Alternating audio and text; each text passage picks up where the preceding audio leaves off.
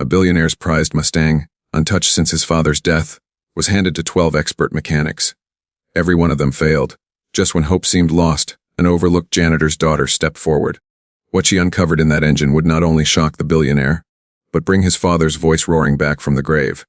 This is not just a story. It's a piece of someone's hidden pain, quietly waiting to be heard. In today's story, we dive into a moment that can change everything, in the most unexpected way. Before we begin, where are you listening from? Canada? The US? Norway? Let us know in the comments, because stories may begin anywhere, but they connect us all. Stay with us until the very end, because sometimes, what breaks your heart can also heal it. And if you believe stories can change lives, hit subscribe. Join our journey.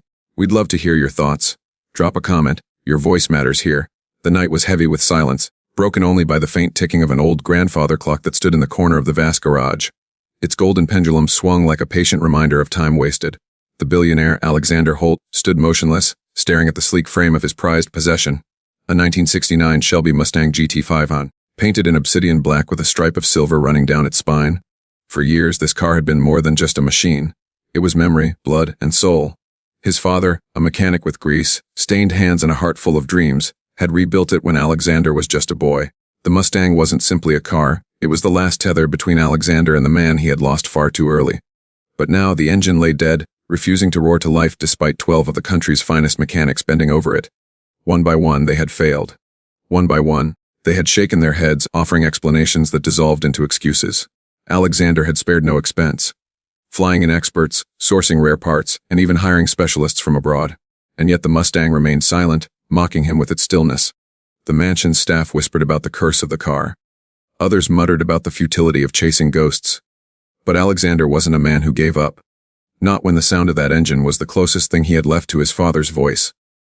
On this night, he poured himself a glass of whiskey, his reflection ghosting in the polished hood of the car. He whispered, almost bitterly, "Why won't you live again?" But unbeknownst to him, salvation would not come from experts with degrees, nor from men celebrated for their skill. It would come from someone invisible, someone no one would have thought to ask. A girl with quiet eyes. A girl who swept the mansion's halls because her father mopped the floors. A janitor's daughter. And when she finally spoke, she would reveal what 12 men had missed. The garage stretched like a cathedral of steel and shadows. Chrome glinted under the dim lights, and the air smelled of oil, dust, and memory. Alexander Holt stood with his hands buried deep in the pockets of his tailored suit, a sharp contrast to the rough concrete floor beneath his feet. Around him, 12 tool chests stood open like coffins, their contents scattered, abandoned by mechanics who had come and gone with promises and failures alike. The Mustang sat at the center, raised slightly on a hydraulic lift, its hood yawning open like a wound that refused to heal.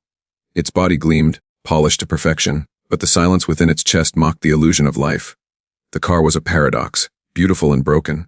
Alexander closed his eyes, recalling the first time he'd heard that engine growl. He was 12 years old, sitting cross-legged on the garage floor as his father leaned over the hood, grease dripping down his forearm. "Listen, Alex," his father had said, smiling through the sweat and grime. "This sound, it's not just metal and fire. It's a heartbeat. Machines carry pieces of us when we build them with love." The boy had once been believed those words. The man he was now clung to them like scripture. But 12 mechanics later, the Mustang remained a corpse. "Sir," a voice echoed from the doorway. It was Matthew, the head butler, his tone respectful yet hesitant. "The last mechanic has departed." He said there was nothing more to be done. Alexander's jaw tightened. He didn't turn. "They all say that. Then they take their checks and vanish." Matthew stepped closer, lowering his voice. "Perhaps, sir, some things are not meant to return." The billionaire's eyes snapped open, sharp with grief and anger. "You don't understand, Matthew. This car is the last piece of my father I have left. If it stays silent, it's like losing him all over again." Silence filled the garage again, heavy and suffocating. Outside, rain tapped against the tall windows, as though the world itself wept with him. Unknown to either man, just beyond the shadows near the doorway, someone listened. Small, careful breaths betrayed her presence. A girl no older than 19, her dark hair pulled into a loose braid, her uniform faintly smudged from cleaning the West Wing floors. Clara, the janitor's daughter. Her father often brought her along on late night shifts when the mansion grew too quiet for comfort. She was supposed to keep her head down, to avoid the billionaire's gaze, to remain invisible. And yet, something had drawn her to the garage tonight. She had watched from the corner as the last mechanic packed up, muttering about electrical failures, about misaligned timing chains, about mysteries too costly to solve. But Clara's eyes weren't on the men.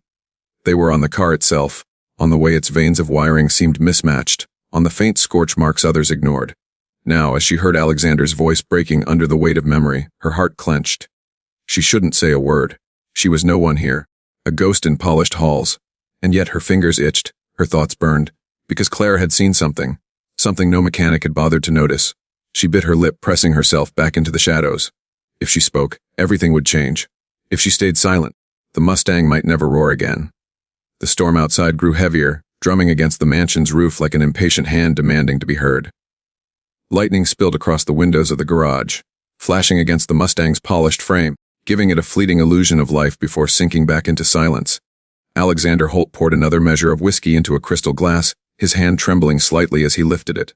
His reflection stared back at him in the dark liquid. Haunted, wary, and tired of defeat. 12 men.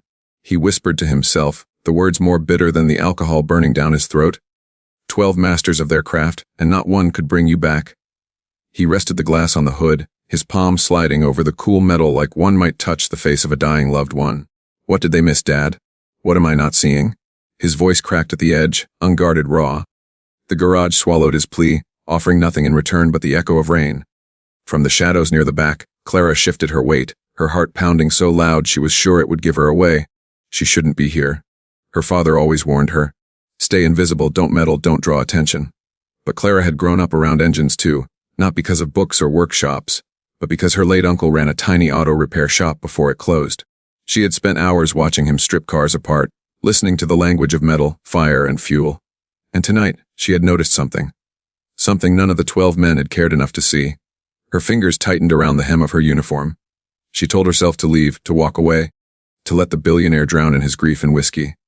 But then she looked at him, his shoulders slumped, his jaw clenched, his grief bleeding through the cracks of his carefully built armor, and she couldn't. What if I'm wrong? What if I make a fool of myself? The thought gnawed at her. She was just the janitor's daughter. She didn't belong here. Yet the Mustang's silence called to her, pulling her closer like a siren. She stepped forward. The sound of her shoe scuffing against the concrete broke the heavy silence. Alexander's head jerked up, his sharp eyes narrowing as they landed on her.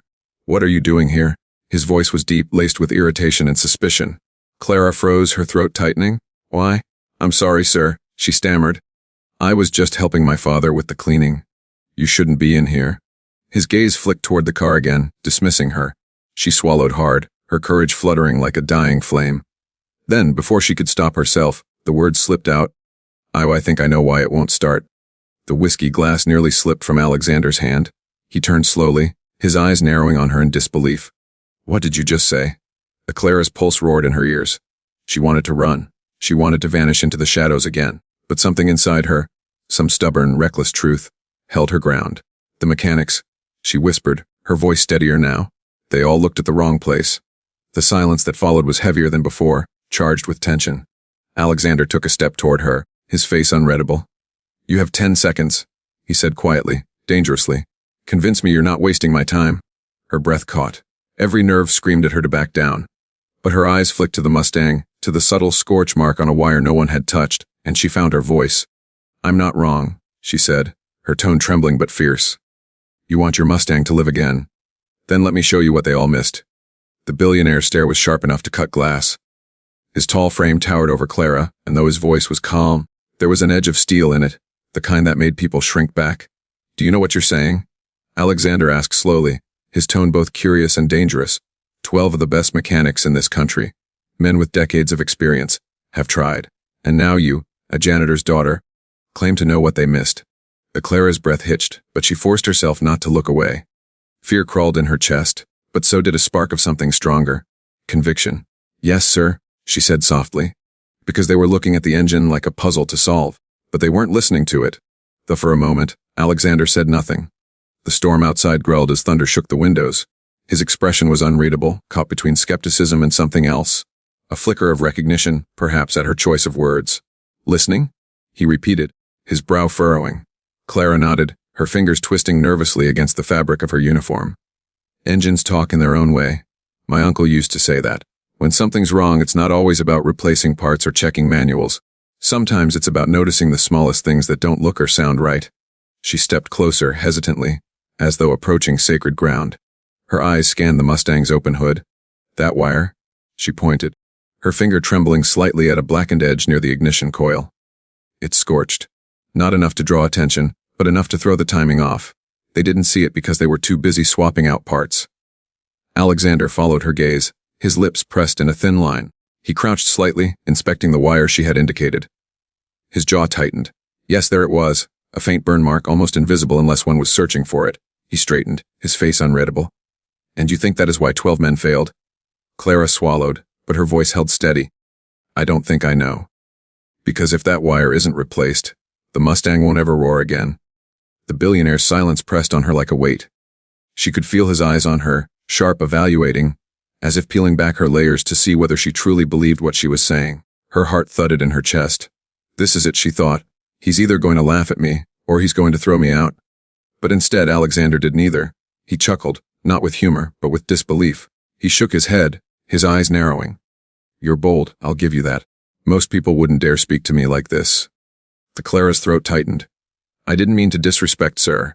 I couldn't stay quiet when I saw it. For the first time that night, Alexander's face softened, just slightly. Something about her voice reminded him of his father, the way the old man used to say machines carry pieces of us when we build them with love. He exhaled slowly, setting his glass aside. Very well, he said finally, his tone low and decisive. You claim to see what 12 men missed. Then prove it. Clara's breath caught. Prove it. He nodded, gesturing toward the Mustang. Tomorrow morning you'll have your chance. If you're wrong, you'll regret wasting my time. His words hung in the air like a blade. Clara's pulse raced. Fear surged. But so did determination. She had seen the truth in that engine. And now, for better or worse, she would have to stand by it. As Alexander turned away, lightning flashed through the window, illuminating the Mustang's silent form. Clara stared at it, her hands trembling at her sides. This was no longer just about an engine. It was about daring to step out of the shadows. And for the first time, she wondered if she gave the Mustang its voice back, could she also find her own? The morning light broke through the high glass windows of the garage, spilling across polished chrome and the sheen of black paint. The storm had passed, leaving the world washed clean, but inside the mansion, tension clung like fog. Clara stood just inside the threshold of the garage, her hands clasped tightly in front of her, her uniform freshly pressed yet betraying faint wrinkles from her nervous grip. She had hardly slept. The words Alexander had spoken the night before echoed in her head. Tomorrow morning, you'll have your chance. Now, tomorrow had become today. Alexander was already there, dressed in a crisp shirt with the sleeves rolled neatly to his elbows. His presence filled the room in a way that no luxury car or sprawling estate could. He stood beside the Mustang, its hood still open, its silent defiance and unspoken challenge between them. You're late, he said without looking at her, his eyes fixed on the car. Clara's heart stuttered. His gaze snapped to hers, sharp and cold. Then, after a pause, his tone softened by a fraction. Nervous? Clara swallowed. Yes, sir. Good. He gestured toward the tool chest. Fear keeps your hands steady. Overconfidence ruins engines. For a moment, she simply stood there, unsure if this was truly happening. The janitor's daughter, called to step where 12 professionals had failed. She could almost hear her father's voice in her head, warning her to stay invisible. But something deeper inside her whispered louder, this is your moment. Don't waste it. She approached the Mustang slowly, reverently. Her reflection wavered in its glossy surface. For years she had only passed through these halls, mopping floors, wiping glass, never daring to linger. Now she stood at the very heart of Alexander Holt's world, about to lay her hands on what he valued most. Go on, Alexander said, folding his arms. Show me what 12 men couldn't. The Clara reached for the hood, the cool metal kissing her fingertips. Her uncle's words echoed in her memory. Engines carry voices. If you listen closely, they'll tell you where they hurt. Her eyes scanned the engine bay, her fingers tracing gently along wires and coils. The faint scorch marks she had noticed last night stood out again, mocking the negligence of the experts who had overlooked it. Carefully, she leaned in closer, the smell of metal and oil filling her lungs. This wire, she murmured, pointing again. It's not just scorched, it's leaking resistance. Every time it fires, the timing slips. That's why it won't catch. Alexander watched, his face unreadable. He had heard countless explanations, endless theories, but something about the certainty in her voice made him hesitate. Do you know how to fix it? He asked. Clara's pulse raced. This was it, the line between courage and disaster. Yes, she whispered, if you'll let me. The silence stretched. Alexander studied her as though weighing her soul. Then, finally, he stepped aside. The tools are there. Don't disappoint me. Clara inhaled sharply, her nerves trembling but her resolve like iron. She reached for the tools. her hands shaking as she selected the right one. For the first time in her life, the invisible janitor's daughter was about to change something that mattered. And as her fingers wrapped around the wire, she felt that this wasn't just about fixing a car. This was about proving that even the smallest voice could uncover truths the mighty had overlooked. But behind her, Alexander's eyes narrowed. Something in him warned that if she failed, the cost wouldn't simply be the Mustang's silence. It would be her place in this world. The garage was quiet except for the faint clink of tools against metal. Clara knelt beside the Mustang, her braid slipping over her shoulder as she leaned closer to the engine bay. Her hands trembled as she fitted the wrench around the scorched wire's connector. Behind her, Alexander Holt stood like a sentinel, arms crossed, eyes sharp and unblinking. His silence was heavier than words. She could feel the weight of his gaze pressing into her back, every movement of hers judged and measured. The wrench slipped slightly and Clara froze, heat rushing to her cheeks. Don't mess this up. Not now. She adjusted her grip and steadied her hands. Her uncle's voice whispered from memory, "Patience, Clara. Machines don't yield to force, they yield to respect." Breathing slowly, she worked the connector loose, the metal groaning faintly. Then the wire came free, charred at its base, the copper strands inside burnt black. She lifted it up, her heart pounding. "Here," she said softly, her voice breaking the silence. "This is the real problem. No engine can breathe with a vein like this." Alexander stepped forward, his gaze falling on the damaged wire. His jaw tightened, but he said nothing. His silence was harder to endure than outright dismissal. At that moment, the garage door creaked open. Clara stiffened, the wire still in her hand. Her father, Mr. Reynolds, the janitor, stood in the doorway, his mop bucket beside him. His weathered face drained of color as his eyes darted from Clara to the billionaire to the exposed Mustang. "Clara," he hissed, his voice sharp with fear. "What are you doing?" She turned, guilt flooding her chest. "Dad, You shouldn't be here." He cut her off, stepping forward, his voice urgent but hushed. "You'll lose this job before it's even yours. Apologize to Mr. Holt and leave, now." Clara's throat tightened. The wire shook slightly in her grasp. She wanted to obey, to retreat into the shadows where she belonged. But something deeper anchored her feet to the ground. Alexander's voice broke the tension, calm but commanding. "She stays." Both father and daughter froze. Mr. Reynolds blinked, confusion etched across his tired features. "Sir, she's the first person to show me what 12 professionals couldn't," Alexander said, his tone carrying both disbelief and intrigue. His eyes flicked to Clara. "If she's right, I want to see how far she can go." Clara's father shook his head, his hands curling into fists. "She's just a girl. She doesn't know what she's risking." But Clara finally found her voice, soft but steady. "Dad, I do know. And I can't walk away now." Her father's eyes glistened, torn between pride and terror. He opened his mouth to argue, but Alexander's firm voice silenced him. Let her continue. The garage grew tense again as Clara returned to the engine, the damaged wire still in her grip. She set it aside carefully, her fingers brushing the Mustang as though it were alive.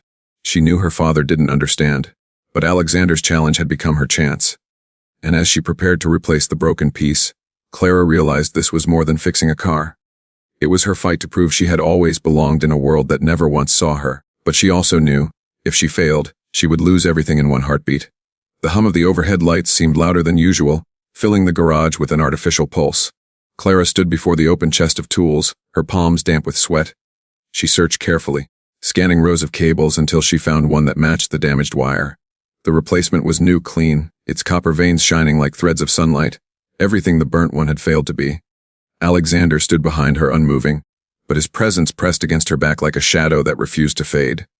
His eyes followed every detail, the way her hands shook as she held the replacement wire, the way she steadied herself with a breath before returning to the Mustang's hood. Clara's father lingered near the door, torn between yanking her away and letting her continue. His mop bucket sat forgotten, its water rippling faintly as though even it could feel the tension in the room. Clara leaned over the engine, carefully guiding the new wire into place. Her hands trembled, but her voice whispered steady words to herself, an old habit from her uncle's workshop. Slow, respect the machine, don't force it. The connector clicked into position. She exhaled, her chest tight. There, she whispered. Alexander stepped closer, his voice low but intense. That's not enough. Show me it works. Her throat went dry. She knew what he meant. The Mustang had to breathe again, or all of this. The risk, the defiance, the courage would crumble into dust.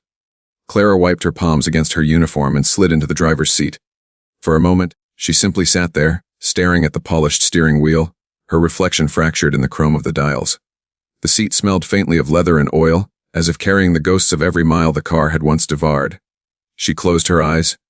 She could almost hear her uncle's laugh, see his hands covered in grease, hear him say, "Indians are stubborn, Clara. But they want to live. They just need the right spark." Her fingers curled around the key. She hesitated. What if she was wrong? What if the Mustang stayed silent, and Alexander's disappointment turned to anger? What if she had just doomed her father's job, and hers before it had even begun? "Clara." Alexander's voice broke into her storm of thoughts. For the first time, it wasn't sharp or cold. It carried something else, something softer, though barely there. "Turn it." Her heart pounded like thunder. With trembling hands, she twisted the key. The engine coughed. A low, guttural sound shook through the Mustang's body. Sparks crackled. For a moment, it seemed alive, and then it sputtered back into silence. Clara's breath caught in her throat. She stared ahead, frozen, humiliation flooding her veins. Her father cursed under his breath. "I told you, Clara." But Alexander raised his hand, stopping him. His eyes stayed locked on the car, his lips pressed thin. "That cough," he said quietly. "That wasn't failure. That was the first breath." The Clara blinked, her chest tight with disbelief. He wasn't dismissing her. He wasn't laughing. He had heard it too, that brief pulse of life. "Do it again?" Alexander ordered. Clara gripped the key tighter, determination building in her chest like fire. She wasn't done. Not yet. Clara's fingers trembled around the ignition key, the silence of the garage pressing down on her like a storm about to break. The Mustang loomed around her, its leather seat creaking beneath her weight, its dashboard flickering faintly as if holding its breath. Behind her, Alexander Holt stood rigid, arms crossed tightly across his chest. His face was a mask of control, but his eyes, dark, sharp, burned with something Clara couldn't name. Hope, fear, or perhaps the echo of his own father's hands guiding him through this very car decades ago. Clara swallowed hard. The last attempt had ended in a sputter, a half-breath that mocked her courage. Her father still hovered near the door, his jaw clenched, his hands restless at his sides. He wanted to stop her, to drag her away from this madness, but Alexander's command had pinned him in place as surely as chains. "This is it," Clara thought. "Either it roars or I lose everything." She twisted the key again. The engine coughed violently, spitting sparks. A low rumble shook the frame, as though the Mustang were struggling to remember itself.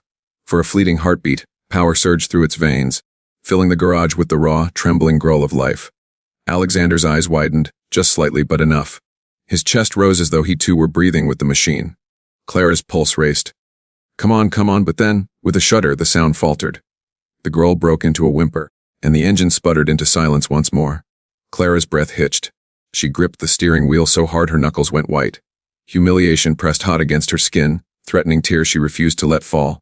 I don't understand," she whispered, more to herself than anyone else. Her father stepped forward, frustration breaking through his fear. "Enough, Clara. You've pushed your luck far enough. Let the professionals handle it." But Alexander silenced him with a sharp look. "Be quiet." His voice was low, commanding, but there was no cruelty in it, only focus. He moved closer to the driver's side, leaning slightly so Clara could hear his words. "Don't doubt yourself now. Did you hear it? That sound? That was no mistake. That was life fighting to come back." Clara blinked, staring up at him, startled by the intensity in his tone. For the first time, she didn't see a billionaire staring at her. She saw a man clinging to the ghost of a memory, desperate to bring it back. Alexander placed his hand on the roof of the car, steadying himself. His jaw tightened, his eyes glistening with something Clara never expected to see. Grief. Try again.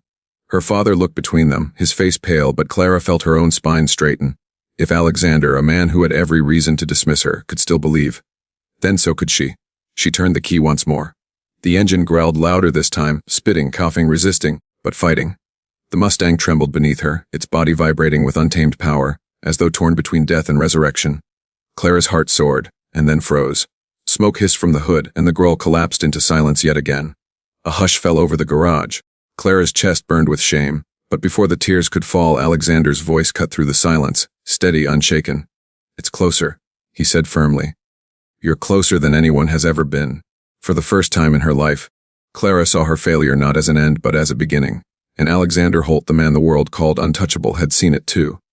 The Mustang sat silent again, its hood rising like a shield against the truth that refused to be spoken. A faint ribbon of smoke curled upward, vanishing into the rafters of the garage. Clara climbed out of the driver's seat slowly, her shoulders hunched as though the weight of failure clung to her bones. Her father stood stiff near the door, disappointment carved deep into the lines of his face. He opened his mouth, ready to drag her away from this madness once and for all. But Alexander's voice came first. "Stay." It wasn't a command this time. It was quieter, softer, almost human. Clara froze, her breath caught in her throat. She turned to him, expecting anger, scorn, dismissal. Instead, she found Alexander Holt staring at the Mustang as if it were not a car at all, but a grave. His hand rested on the polished roof, his fingers spread as though he were trying to feel the heartbeat that refused to come. "That sound," he said, his voice low. "That cough, my father used to call it the machine's first cry." Clara's brow furrowed, curiosity and caution tangling inside her.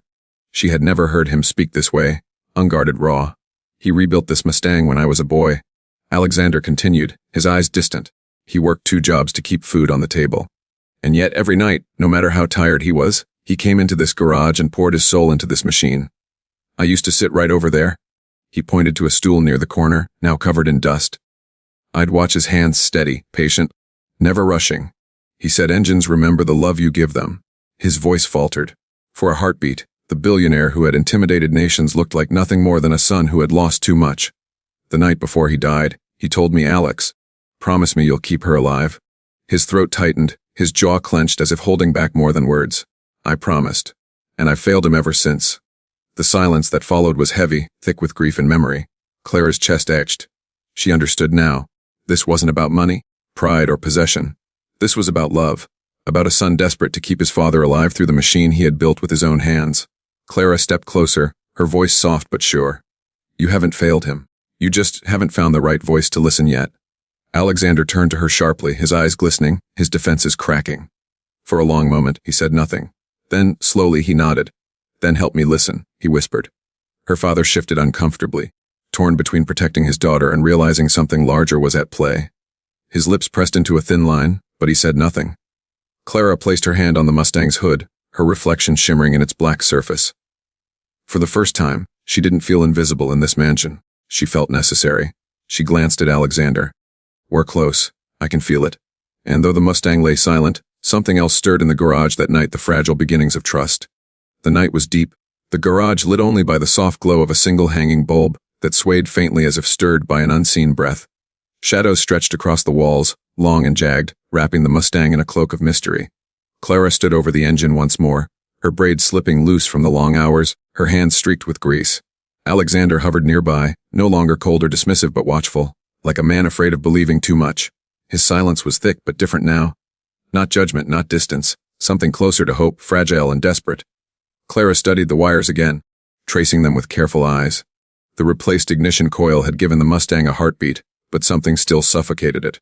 Something hidden, subtle, an enemy buried beneath the obvious. Her uncle's voice rang in her memory. "Engines lie when you don't look at the small things.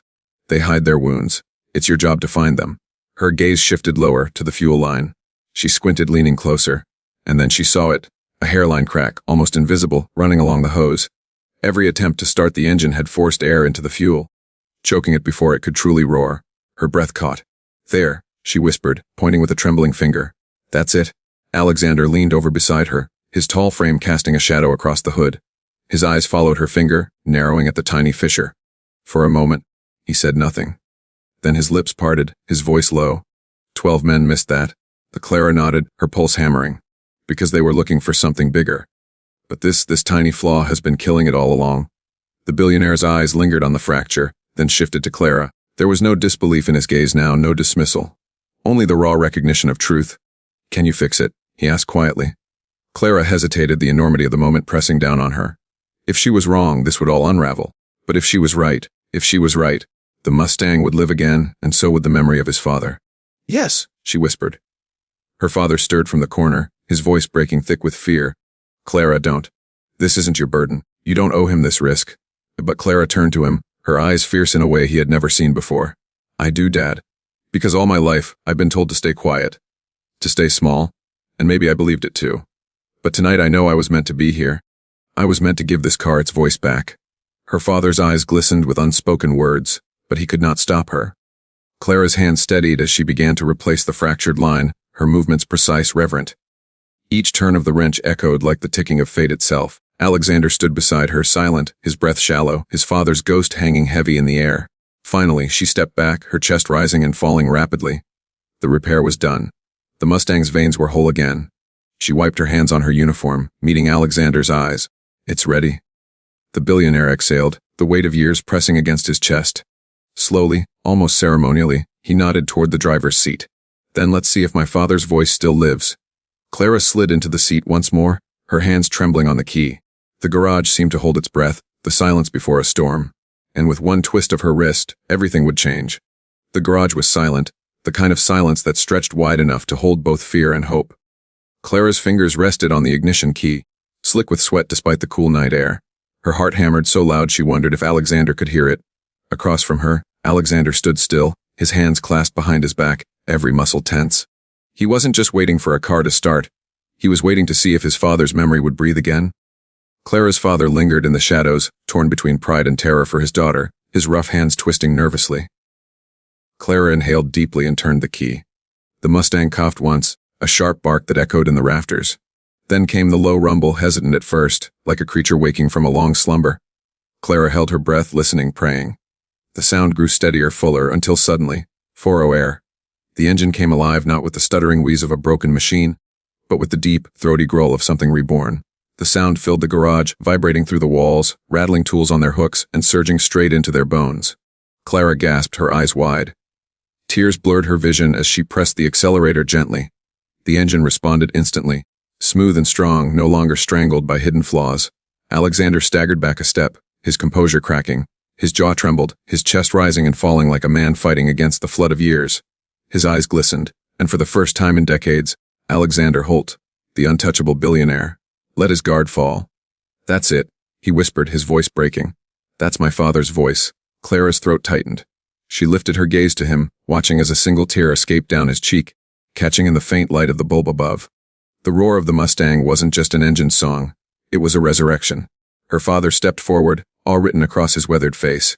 She did it, he murmured, half in disbelief, half in reverence. His eyes locked on Clara, softening with something she hadn't seen in years, unfiltered pride. My girl, you did it. The Clara's chest swelled, but she said nothing. She didn't need to. The Mustang spoke for her, each pulse of the engine declaring her worth louder than any words closered. Alexander moved closer, his hands sliding along the car's gleaming body, his eyes never leaving Clara. You've done what 12 of the best mechanics in the world could not, he said softly. You've given me back more than a car. You've given me back him. The Clara swallowed hard, her emotions tangling too thickly to speak. For a long moment, the three of them stood together in the golden hum of the Mustang's rebirth, the billionaire, the janitor, and his daughter. The world outside no longer mattered. Inside this garage, something sacred had been restored. Finally, Alexander turned to Clara, his voice steady though his eyes still shone. You will never be unseen again. Clara smiled faintly, her fingers tightening around the wheel as the Mustang's roar filled the night. She had stepped into the shadows of giants and left with her own light blazing. The car was alive, and so was she. A billionaire's beloved Mustang, his last connection to his late father, lay broken despite 12 expert mechanics trying and failing. But when a janitor's daughter discovered the hidden flaw no one else saw, she didn't just fix an engine. She reignited a son's bond to his father, proved her own worth, and showed the world that sometimes the greatest truths come from the most unexpected voices.